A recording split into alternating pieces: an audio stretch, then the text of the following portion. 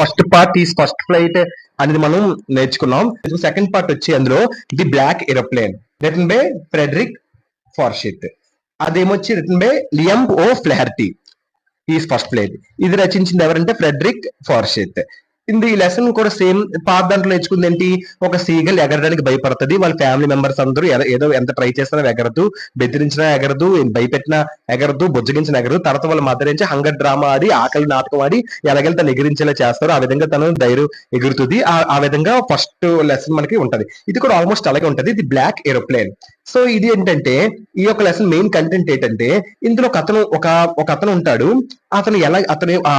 అతనేమొచ్చి వేరే ప్రాంతానికి వెళ్ళాలి, బ్రేక్ఫాస్ట్ చేయడానికి వేరే ప్రాంతానికి వెళ్ళాలి. వాళ్ళ ఫ్యామిలీ మెంబర్స్ అందరూ పిలుస్తారు, కానీ ఇతను మాత్రం ఒక ప్రాంతంలో స్ట్రక్ అయిపోతాడు. చుట్టూ మబ్బులు ఉంటాయి, నల్ల మబ్బులు ఉంటాయి, అందులోంచి ఎలా వెళ్ళాలని భయపడుతూ ఉంటాడు. ఫైనల్ గా వెళ్ళడా బ్రేక్ఫాస్ట్ చేయడానికి అని మెయిన్ కంటెంట్ ఈ యొక్క లెసన్ మనం నేర్చుకున్నాం. లెసన్ లో వెళ్ళిపోతాం. ఈ లెసన్ ఈజీగా యాక్సెస్ అవ్వచ్చు. The black aeroplane is a thrilling narration. What is will be thrilling అంటే మొత్తం అంటే సస్పెన్స్ గా ఉండడం అలా అనమాట. నెరేషన్ అంటే కథను చెప్పడం థ్రిల్లింగ్ గా ఉంటది. ఇట్ సౌండ్స్ మిస్టీరియస్ కంప్లీట్ గా సస్పెన్స్ థ్రిల్లింగ్ గా ఉంటది. ఈజ్ ఇట్ సెంటిమెంటల్ అంటే సేమ్ టైం సెంటిమెంటల్ కూడా ఉంటది. సూపర్స్టియస్ అంటే మూఢనమ్మకాలు అంటారు కదా, అది కూడా ఉంటది. స్పిరిచువల్ అంటే మత సంబంధమైన అంటే దైవానికి సంబంధమైన మత సంబంధమైన అది కూడా ఉంటది. అండ్ ఇంకోటి కూడా ఉంటది, ప్యూర్ సైకలాజికల్ మానసికంగా కూడా ఉంటది. అంటే ఈ యొక్క బ్లాక్ ఏరోప్లేన్ లెసన్ ఎన్ని విధాలుగా ఉంటది, మిస్టీరియస్ రహస్యంగా ఉంటది, మళ్ళీ ఇజ్ ఇట్ సెంటిమెంటల్ గా ఉండొచ్చు, మళ్ళీ at the same is it superstitious గా ఉండొచ్చు, అంటే మూఢనమ్మకాలుగా ఉండొచ్చు, స్పిరిచువల్ అంటే దైవానికి సంబంధంగా ఉండొచ్చు, లేదా ఇట్ ఈస్ ప్యూర్లీ సైకలాజికల్ అంటే మానసికంగా సంబంధించి దాని మీద అంటే క్వశ్చన్ మార్క్ అని అంటున్నది. ఇట్ కుడ్ బి ఎస్ అవ్వచ్చు, ఏ విధంగా అవ్వచ్చు, అది ఏ విధంగా అది ఉండొచ్చు. సెంటిమెంటల్ ఉంటది, సూపర్ స్టియస్ ఉంటది, సిమిరిటీల్ ఉంటది, ప్యూర్లీ సైకిల్ మానసికంగా సంబంధించింది ఉంటది. ఇట్ కుడ్ బి ఎస్ ఇవన్నీ ఉండొచ్చు. It could be no to లేకపోవచ్చు, అంటే సెంటిమెంట్ ఉండొచ్చు ఈ లెసన్ లో, లేకపోవచ్చు మూఢనమ్మకాలు ఉండొచ్చు, లేకపోవచ్చు దైవానికి సంబంధించి ఉండొచ్చు, లేకపోవచ్చు ప్యూర్లీ సైకలాజికల్ పూర్తిగా మానసికంగా ఉండొచ్చు, లేకపోవచ్చు, ఏదైనా అవ్వచ్చు. ది నెరేటర్ ఇప్పుడు లెసన్ లోకి వెళ్తే మనకి అర్థమైపోద్ది. The narrator was flying his old Dakota from Paris to England his native country. ముందే చెప్పుకున్నాం కదా, ఈ నెరేటర్ అంటే ఎవరు, కథను చెప్పేవాడు. నెరేటర్ అనేవాడు was flying his old Dakota అంటే తన డకోటా అంటే ఒక ఏరోప్లేన్, పాత ఏరోప్లేన్, అంటే సమ్మింగ్ ఇంజిన్ పనిచేయదు అలాంటి ఏరోప్లేన్ అనమాట. So old aeroplane. ఆ ఏరోప్లేన్ తో ఆకాశం మీద ఎగరడానికి వెళ్తాడు, దాన్ని పట్టుకొని దాని సహాయంతో వెళ్తాడు. ఎక్కడికి వెళ్తాడు, అతను ప్యారిస్ లో ఉంటాడు. ప్యారిస్ నుంచి ఇంగ్లాండ్ కి వెళ్దాం అనుకుంటాడు. హీఈస్ నేటివ్ కంట్రీ, ఇంగ్లాండ్ అంటే అది నేటివ్ కంట్రీ, వెళ్దాం అనుకుంటాడు. He plan to spend his vacation at home. ఎందుకు వెళ్దాం అనుకుంటున్నాడు, వెకేషన్ ఉంది, ఆ వెకేషన్ నేటివ్ కంట్రీలో ఉండాలి, నేటివ్ కంట్రీలో ఫ్యామిలీతో స్పెండ్ చేయాలి అని ప్లాన్ చేసుకుని వెళ్దాం అనుకుంటాడు. It was past midnight అంటే రాత్రి దాటింది. The moon was rising so చంద్రుడు ఉదయిస్తున్నాడు. స్టార్స్ వర్ షైనింగ్ సో వెలుగు నిండుతున్నాయి. ది స్కై వాజ్ క్లియర్ ఆకాశం క్లియర్ గా కనిపిస్తుంది.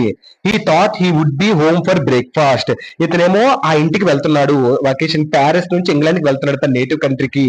ఎందుకు వెళ్తున్నాడు, వెకేషన్ ఫ్యామిలీ టైం స్పెండ్ చేయడానికి, at the same time breakfast తినడానికి, ఇంగ్లీష్ బ్రేక్ఫాస్ట్. సో వెళ్తున్నాడు బ్రేక్ఫాస్ట్. ఇంగ్లీష్ బ్రేక్ఫాస్ట్ అంటే ఏంటో కాదు, బ్రెడ్ అవన్నీ ఉంటాయి వాళ్ళకి. ఫర్ అబౌట్ 100 కిలోమీటర్స్, కానీ 100 కిలోమీటర్స్ దాటి వెళ్ళాలి ప్యారిస్ టు ఇంగ్లాండ్. ఇతను ఇప్పుడు ఎలా వెళ్తాడు అనేది చూద్దాం.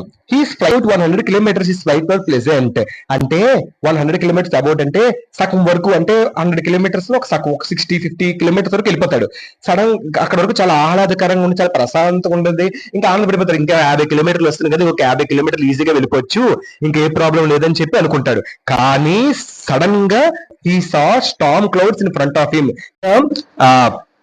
ఏం కనిపిస్తుంది, suddenly saw storm cloud of him అంటే తుఫాన్ వస్తుంది, సడన్ గా తుఫాన్ అనేది వస్తుంది. Huge mountains of black clouds అంటే పెద్ద మౌంటైన్స్, హ్యూజ్ అంటే ఏంటి, చాలా పెద్ద మౌంటైన్స్ బ్లాక్ క్లౌడ్స్ తో నిండిపోద్ది, అంటే నల్ల మేఘాలతో ఈ మౌంటైన్స్ అన్ని కూడా కవర్ అయిపోతాయి. He did not want to go back, కానీ వెనక్కి వెళ్ళలేడు, ఎందుకంటే 50 కిలోమీటర్స్ వస్తాడు, ఇప్పుడు వెనక్కి వెళ్ళలేడు, ఖచ్చితంగా ముందుకే వెళ్ళాలి, వెనక్కి వెళ్ళాక రిస్కే.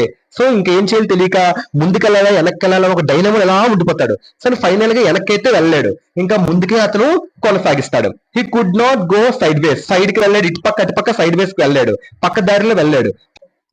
He did not want to go back, hid not want go, పక్క దారిలో వెళ్ళాడు, పక్క సైడ్ వెళ్ళాడు, వెనక్కి తగ్గకూడదు ఇంక ముందుకు వెళ్దాం అనుకుంటాడు, సైడ్ కి వెళ్ళాడు. For want of enough fuel, ఎందుకంటే సైడ్ కి వెళ్ళాడు.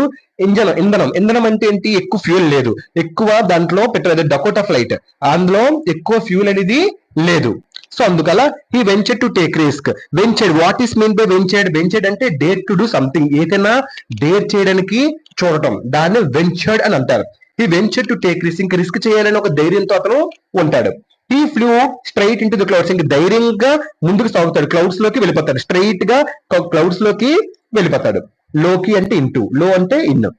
So he could see nothing, కానీ క్లౌడ్స్ లోకి ఎప్పుడైతే వెళ్తాడో ఏమీ కనిపించవు, మొత్తం బ్లాంక్, నథింగ్, ఏది అతనికి కనిపించవు.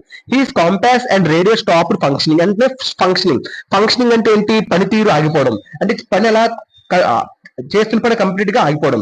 Is compass and radio stopped functioning, అతని కాంపాస్, అతని ఒక రేడియో మొత్తం ఆగిపోతాయి, ఆ ఒక మబ్బులోకి వెళ్ళగానే ఆ తుఫానికి మొత్తం ఆగిపోతాయి. Compass and radio stopped functioning. Compass అంటే మనకి డైరెక్షన్స్ చూపిస్తాయి కదా, ఈస్ట్ వెళ్ళాలా, లెఫ్ట్ వెళ్ళాలా, సౌత్ వెళ్ళాలా, సంథింగ్ సో అండ్ సో. ఆ డైరెక్షన్స్, ఆ కాంపాస్ అంటే డైరెక్షన్స్ చూపించే కాంపాస్, అది కూడా అయిపోద్ది.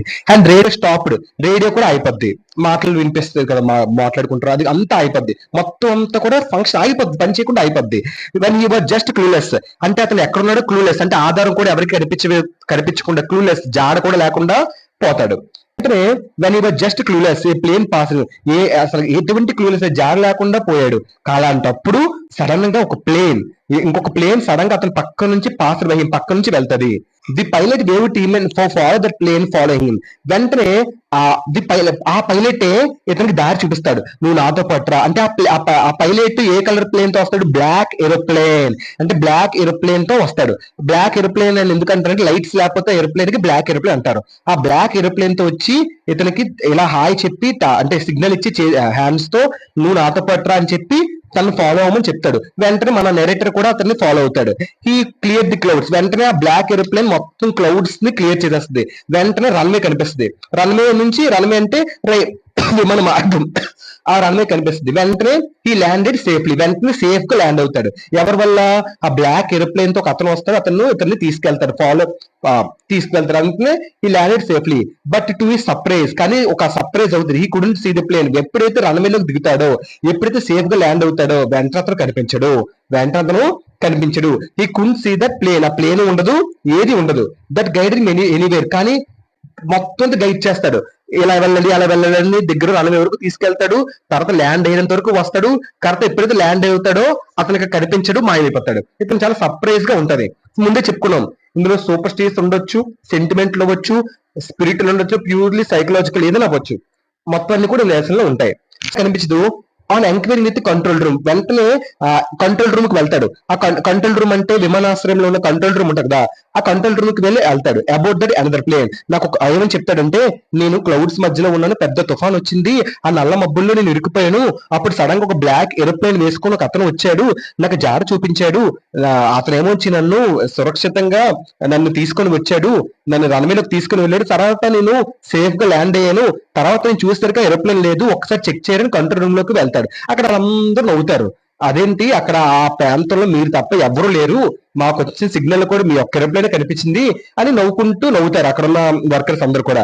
ఈ was told that he was loan flight in that severe storm, ఆ సివియర్ స్టామ్, తీవ్రమైన స్టామ్ లో మీ ఒక్క ఫ్లైటే ఉంది, అక్కడ ఎవరు లేరు, మీరు భ్రమపడి ఉంటారు టోటల్ గా అని చెప్తారు అక్కడ workers. Then who help him, అప్పుడు అంటాడు, మరి నాకు ఎవరు హెల్ప్ చేశారు, లేదండి నాకు ఒకరు హెల్ప్ చేశారు, అది చాలా నాకు సస్పెన్స్ గా థ్రిల్లింగ్ గా ఉంది, నాకు అసలు ఏం అర్థం కావట్లేదు, గ్రొటెస్క్యూ గా ఉంది, నాకు ఒళ్ళు గగ్గురికి పరుస్తుంది, అసలు నాకు ఏం అర్థం కావట్లే. హూ హెల్ప్ హిమ్, నాకు ఎవరు హెల్ప్ చేశారు, కానీ నాకు ఎవరు హెల్ప్ చేశారు, అతను నాకు బాగా గుర్తు అంటే ఎవరు హెల్ప్ చేయలేదండి, మీరు భ్రమ పడుతున్నారు, అక్కడ ఎవ్వరు లేరు అని చెప్తారు అక్కడ workers. Hey mystery it is awaiting A resolution ఉంది. ఆ మిస్టరీ వేచి చూస్తుంటుంది, అది నిజంగా ఫ్లైటా కాదా, నిజంగా బ్లాక్ ఎయిర్ప్లేన్ మనిషి ఉన్నాడా లేడా. ఆ మిస్టరీ స్టిల్ అవైటింగ్ ఆ రిసొల్యూషన్, అంటే సొల్యూషన్ ఇవ్వడానికి, తిరిగి సమాధానం ఇవ్వడానికి, తిరిగి సాల్వ్ చేయడానికి ఆ మిస్టరీ ఇంకా అలా వేచి చూస్తున్నది. ఇంకా ఇప్పటికీ తేలలేదు. మన ఇంటర్ప్రిటేషన్ కి అది వదిలేశారు, అది రియల్ గా ఫ్లైటా, నిజంగా బ్లాక్ ఎయిర్ప్లేనా కాదా అనేది. ఈ లెసన్ ఏం లేదండి, బ్లాక్ ఏరోప్లేన్. ఒక అతను ఉంటాడు నెరేటర్, అతను ఏమొచ్చి తన వెకేషన్ లో అతను ప్యారిస్ లో ఉంటాడు. ప్యారిస్ నుంచి అతను ఇంగ్లాండ్ కి వెళ్ళాలి. అలా వెళ్ళాలి అంటే ఎన్నో కిలోమీటర్, ఒక 100 కిలోమీటర్స్ పైన దాటాలి అంటే ఇతను ఫ్లైట్ మీద వెళ్ళి, అతని దగ్గర డకోటా ఫ్లైట్ ఉంటది. ఆ డకోటా ఫ్లైట్ లో ఇంజిన్ సన్నింగ్ గా ఉండదు, ఫ్యూల్ సన్నింగ్ ఉండదు. కానీ ఏదో విధంగా ధైర్యం చేసి ఫ్యామిలీని చూడడానికి వెకేషన్ కి వెళ్తాడు. అక్కడ బ్రేక్ఫాస్ట్ తినడానికి వెళ్దాం అనుకుంటాడు, ఇంగ్లీష్ బ్రేక్ఫాస్ట్ తినడానికి. ఎందుకు ఏదో ఆసక్తికరంగా ఎలాగైతేనే వెళ్ళడానికి చూస్తాడు. 50 కిలోమీటర్స్ వరకు వెళ్తాడు. 50 కిలోమీటర్స్ వరకు చాలా ప్లెజెంట్, చాలా ఆహ్లాదకరంగా ఉంటది. 50 కిలోమీటర్ వచ్చేసరికి సడన్ గా ఒకేసారి ఒక స్టార్మ్, ఒక పిడుగులు పడతాయి. స్టార్మ్, చాలా తుఫాను వస్తుంది. ఆ తుఫాన్ లో ఒక నల్ల మబ్బుల్లోకి వెళ్ళిపోతాడు. తర్వాత అతను ఫ్లైట్ లో ఉంటున్న కాంపాస్, మళ్ళీ రేడియో అంతా, మొత్తం అన్ని ఇన్స్ట్రుమెంట్స్ అన్ని కూడా సర్వనాశనం అయిపోతే ఆ క్లౌడ్స్ లో వెళ్ళగానే, తుఫాన్ వల్ల. వెంటనే ఏం చేయాలి తెలియక అరుస్తూ ఉంటాడు. ఇప్పుడు వెంటనే ఒక బ్లాక్ ఏరోప్లేన్ ఆ నల్ల మబ్బుల్లోకి వస్తది. వచ్చి ఇతన్ని రక్షిస్తది, ఇతనికి హాయ్ చెప్పి ఇతను సురక్షితంగా ల్యాండ్ అయ్యేలా చేస్తది. వెంటనే రన్వేలోకి వెళ్తాడు. తిరిగి వెంటనే ఇంగ్లాండ్ రన్వేలోకి వెళ్ళి చూడగానే అతను కనిపించడు. ఎక్కడని చాలా వెతుకుతాడు, ఎక్కడా కనిపించడు. వెంటనే అతను కంట్రోల్ రూమ్ కి వెళ్తాడు. ఆ కంట్రోల్ రూమ్ లోకి వెళ్ళి అందరిని అడుగుతాడు, నాకు ఒక ఏరోప్లేన్ వచ్చి కాపాడింది, ఆ ఏరోప్లేన్ బ్లాక్ కలర్ లో ఉంది, దయచేసి చెక్ చేసి నాకు చెప్పండి, నేను థ్యాంక్స్ చెప్పాలి అతనికి అని చెప్తాడు. కానీ మీరు భ్రమపడుతున్నారు, మీ ఒక్క ఏరోప్లేనే ఉందా సివియర్ స్టామ్ లో, ఏ ఏరోప్లేన్ లేదు, మీరు భ్రమపడుతున్నారు, అక్కడ ఏరోప్లేన్ లేదు, మీరు కన్ఫ్యూజ్ అవుతున్నారని అక్కడ వర్కర్స్ అందరూ చెప్తారు. సో ఫైనల్ గా అక్కడ మన ఇంటర్ప్రిటేషన్ కి వదిలేశారు. A mystery it is await resolution. Still ఇంకా మిస్టరీ అనేది అక్కడ వేచి ఉంది. అంటే నిజంగా బ్లాక్ ఏరోప్లేన్ ఉందా లేదా, మనిషి వచ్చాడా రాలేదా, మన ఇంటర్ప్రిటేషన్ కి రైటర్ మనకి వదిలేశారు. Mystery it is awaiting solution కి ఇంకా మిస్టరీ ఇంకా దాగి ఉంది. సో ఈ యొక్క ఫ్రెడరిక్ ఫార్సిత్ బ్లాక్ ఏరోప్లేన్ అనే ఒక మిస్టీరియస్ థ్రిల్లింగ్ టేల్ అన్నమాట. టేల్ అంటే ఏంటి, ఒక కథ అనే ఒక లెసన్ దేనికోసం చెప్తుంది, దేని సింబలైజ్ చేస్తుంటే sense of mystery or intrigue in the story. ఒక మిస్టరీ ఉంది, at the same time intrigue అంటే ఏంటి కాదు, కుట్రతో ఉన్న ఒక రహస్యం దాగి ఉంది ఈ యొక్క లెసన్ లో. So the black aeroplane. Hope you understand this lesson కనుక మీకు నచ్చితే please like, share, subscribe and share to your friends. ఈ ప్లేలిస్ట్ లో ప్రతి లెసన్ లాగే నీట్ గా ఎక్స్ప్లెయిన్ చేశాను. So share to your friends, చూడండి, అందులో మీకు ఈజీగా యాక్సెస్ అవ్వచ్చు. సో వీడియో కనుక నచ్చితే please like, share and subscribe. Thank you all.